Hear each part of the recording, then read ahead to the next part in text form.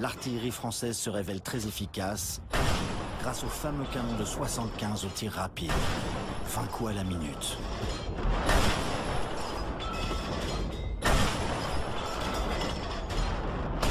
D'où une énorme consommation d'obus. Leur production va atteindre des chiffres astronomiques.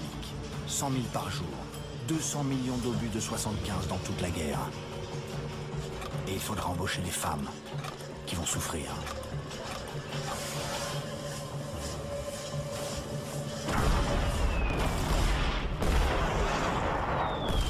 Les combats ont fait 200 000 tués ou blessés du côté français, autant du côté allemand. Les jeunes filles dites de bonne famille s'engagent comme infirmières. Appelées les anges blancs, elles passent brutalement du confort douillet de la vie adolescente aux cris de douleur des jeunes hommes abîmés, toujours dans cette odeur insupportable de sang, d'éther, de gangrène.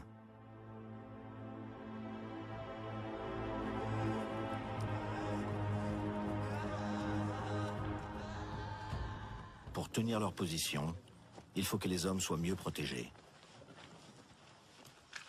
Dans cette guerre qui devient de plus en plus industrielle, les ouvrières françaises sont lancées en septembre 1915 dans la production frénétique de 20 millions de casques, assez compliqués à produire à cause du renfort qui protège des éclats d'obus.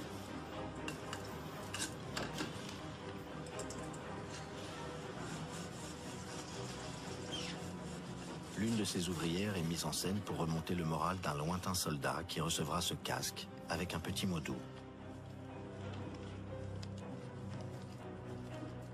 Cher petit soldat, c'est une petite Française qui vient vous souhaiter un prompt et bon retour au milieu des vôtres. Je vous souhaite que ce casque vous porte bonheur. Lucie Lambert. Cet heureux soldat et ses camarades ont aussi un nouvel uniforme qui sera appelé Bleu Horizon, censé se confondre avec le ciel dans les assauts. La guerre coûte 50 fois plus que prévu en 1914.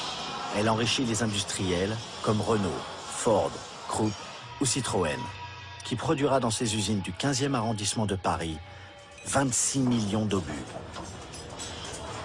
Et les ouvrières, sous-payées, dans le bruit infernal des immenses ateliers du quai de Javel, travaillent 11 heures par jour, y compris le dimanche.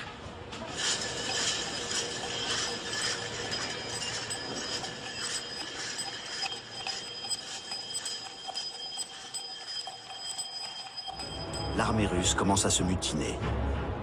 Beaucoup de soldats abandonnent leur poste pour rejoindre leurs femmes qui manifestent le 23 février 1917 à Saint-Pétersbourg contre la guerre, la faim, l'absence du mari.